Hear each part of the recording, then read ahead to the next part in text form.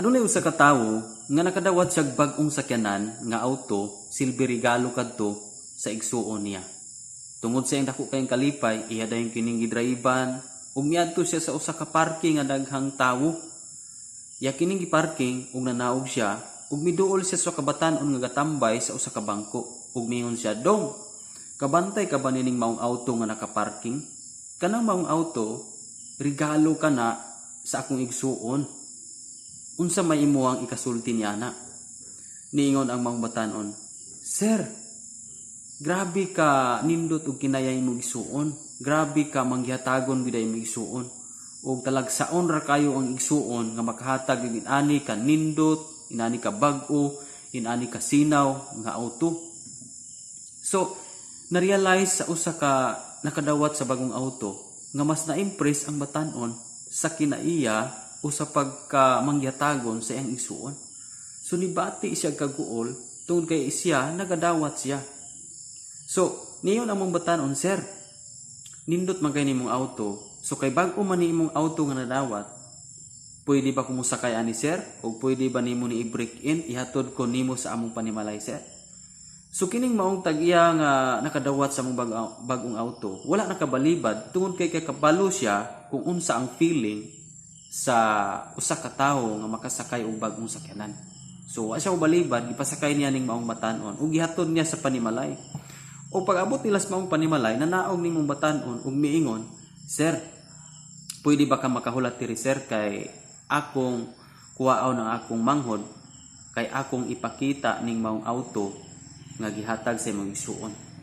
So nitando ning maong tagya sa auto tungod kay ga-expect siya nga mudahig makadawat siya pagdaig sa bag-o nga sakyanan nga naabot niya. So gahulat siya, usamtang nibalik ning duha ka managsuon, nagsulti anay ning duha ka managsuon ug ningon ning magulang, "Dong, kabantay ka ba niyang mga auto nga nagparking sa tubangan sa tong panimalay?" Ug ningon ang maong manghod, "Oo kuya, pagkasinaw pagkanindot sa maong auto." Niyon ang maong magulang, "Kabalo ba ka dong nga kanang maong auto hinatag na sa igsuon niya nang ga-drive diha? Grabe pagkanindot og kinaiya ang igsuon. Talagsaon ra kay igsuon dong nga makahatag inana ka bag-o inana ka sinaw nga auto." So nadunggan kini sa bag-ong nakadawat og auto og mas naguol siya tungod kay murag nawala ang pagdaig ngadto kaniya ug mas didto sa iyang igsuon nga naghatag ang maong mga pagdaig. Plus nadunggan niya nga niyon ang magulang, "Dong, ang igsuon niya ng tawhana nga naghatag, gusto ko nga may sama pod ko sa iyang igsuon og kinaiya. Sagdi lang dong, mangandoy ta, tabangi kog ampo, kay moabot ang panahon nga regaluhan puti ka ug sama niya na kabag-o, sama kasinaw niya ng mga auto. Kay gusto ko nga may sama sa kinaiya sa iyang igsuon." Pagkadungog niini sa bag-ong nakadawat og auto, na-realize na gyud niya nga mas na-impress day ang batan-on sa kinaiya sa iyang igsuon kaysa bag-ong nadawat niya nga auto. So na-realize sa usa ka tag-iya nga mas didto ganahan nga mukopya ang mga batan-on sa kinaiya sa iyang igsuon. Sa kinabuhi, mga kaigsuonan, aduna usab mga klases tao nga sama niya na.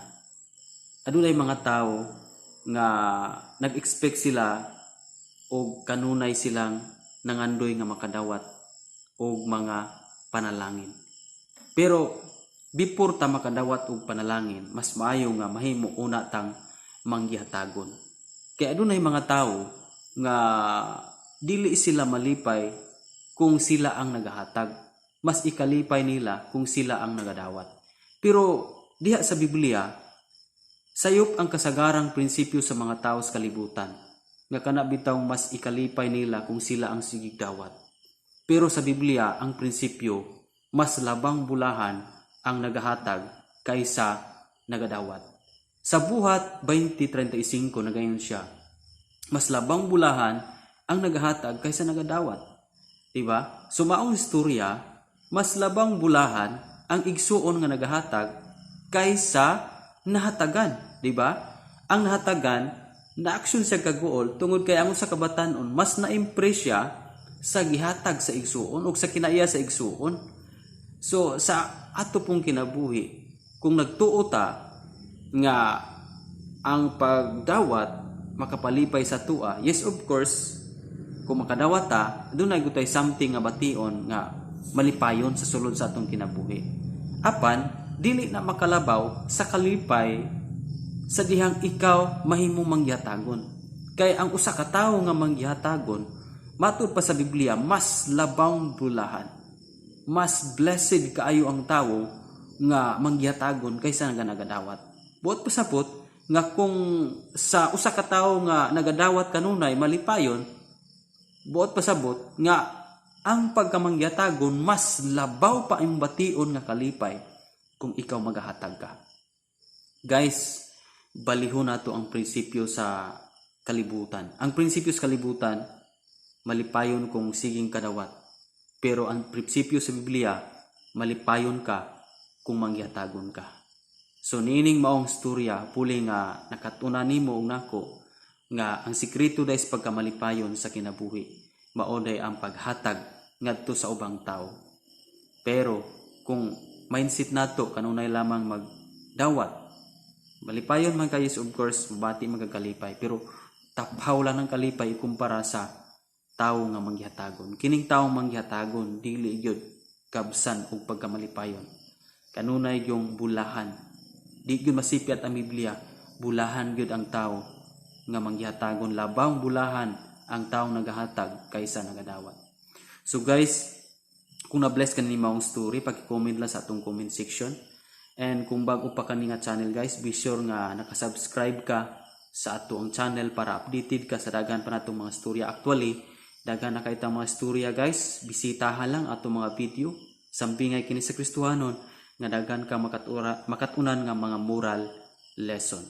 So, kung sa pamay mong gihulat, subscribe na para updated ka sa daghan pa natong mga storya. Kita-kita na po ta guys sa next video. Glory to God. Iya ang tanang pasidungog kay mayaan. God bless us.